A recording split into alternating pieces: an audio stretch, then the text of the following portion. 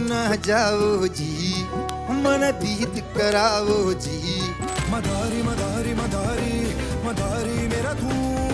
मैं जम्मूरा रे जम्मूरा এই গীতসমূহ আপোনালোকে নিশ্চয় শুনিছে সংগীত প্ৰেমী কোনো এজন ব্যক্তি নোলাব যিয়ে এই গীতসমূহ বেয়া পায় এয়া হৈছে কোক ষ্টুডিঅ' ভাৰতৰ এটা ইউনিক চেষ্টা য'ত ভাৰতৰ লোকসংগীতক প্ৰাধান্য দি গীতসমূহ প্ৰস্তুত কৰা হয় কোক ষ্টুডিঅ'ৰ কনচেপ্টটো আছিল ব্ৰাজিলৰ 2007 চনত কোকা-কোলা কোম্পানীয়ে এই নামটো ব্যৱহাৰ কৰি দুজন লোকেল আৰ্টিষ্টৰ দুটা সংগীত শৈলীক একত্ৰিত কৰি এটা প্ৰজেক্ট কৰিছিল তাৰ পিছত এই কনচেপ্টটোকে লৈ 2008 চনত পাকিস্তানী সংগীত পৰিচালক ৰহালি হায়াত আৰু নদীম জামানে এক বিশেষ চিন্তাৰ পৰা আৰম্ভ কৰিছিল কোক ষ্টুডিঅ' অৱশ্যে প্ৰথমতে এই অনুষ্ঠানটো এটা লাইভ মিউজিক ৰেকৰ্ডিং প্ৰজেক্ট আছিল কিন্তু সময়ৰ খুঁটত সলনি হৈ এয়া হৈ পৰিল কোক ষ্টুডিঅ' পাকিস্তান अगलावा मजबूरी नू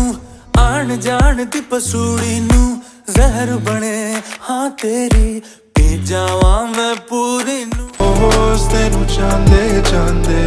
तेरे हुस्न ते मेरे दे हसी रोज की करिए सजना 2011 চনলৈ কোক ষ্টুডিঅ'ৰ জৰিয়তে যেতিয়া পাকিস্তানৰ গীতসমূহে জনপ্ৰিয়তা লাভ কৰিলে তেতিয়াই এই কনচেপ্টটো গ্ৰহণ কৰি ভাৰত বাংলাদেশ আৰু আফ্ৰিকাই আৰম্ভ কৰিলে কোক ষ্টুডিঅ' কোক ষ্টুডিঅ' ভাৰতে আমাৰ অসমখনৰ থলুৱা সংস্কৃতিৰো প্ৰচাৰ আৰু প্ৰসাৰত সহায় কৰিছে অংগৰাগ পাপন মহন্তৰ টোকাৰী গীতটো মনত আছেনে যমুনাৰ বালিতে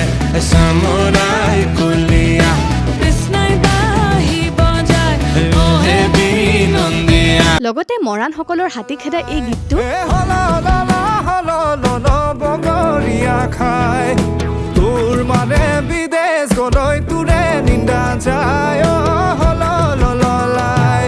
हरे रे सखी देवर भी नजर लगाए वृंदावन रास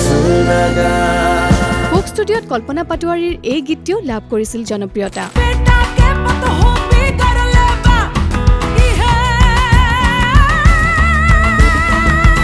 অনাগত সময়ত কোক ষ্টুডিঅ' ভাৰতৰ জৰিয়তে আমাৰ বাৰেৰহণীয়া জনগোষ্ঠীৰ থলুৱা সংস্কৃতিসমূহ বিশ্বৰ সকলো প্ৰান্তলৈ লৈ যোৱাত সহায় কৰিব